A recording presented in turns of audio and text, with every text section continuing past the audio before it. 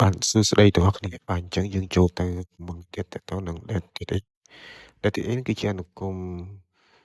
បាទមួយដែលយើងប្រើវាសម្រាប់ស្វែងរកចំនួនថ្ងៃខែឆ្នាំដែលចេញពីការបរិច្ឆេទ2បាទហើយតទៅនឹងរូបមន្តស៊ីនតាក់នៃរូបមន្ត DebtX គឺស្មើ DebtX បើកវងកញ្ចក់ start date ក្បៀស end date ក្បៀស prefix បាទអញ្ចឹងតទៅនឹង start date ហ្នឹងគឺបានន័យថាគឺជាថ្ងៃចាប់ផ្ដើម end date គឺជាថ្ងៃបញ្ចប់ចំណែកឯ prefix ហ្នឹងគឺជាអក្សរដែលតំណាងឲ្យថ្ងៃដែលយើងប្រើអក្សរ D តំណាងឲ្យថ្ងៃ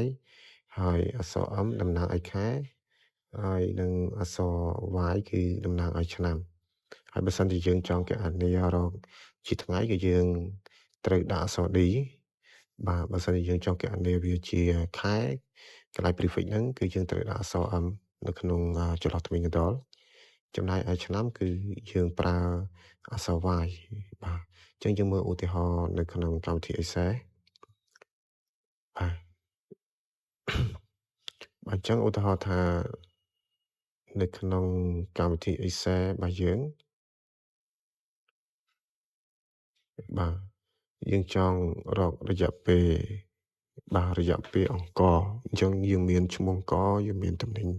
ទិញចូលនិងបាទថ្ងៃលក់ចេញបាទហើយកន្លែងនេះគឺយើងចង់រករយៈពេល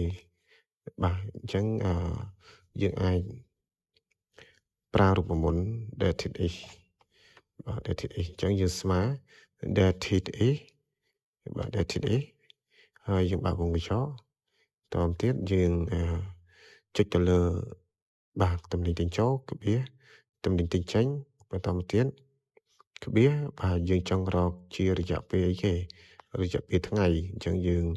ដាក់ទ្វេងកណ្ដុរសរសេរអក្សរ D បិទទ្វេងកណ្ដុរហើយយើងបិទវងកញ្ចក់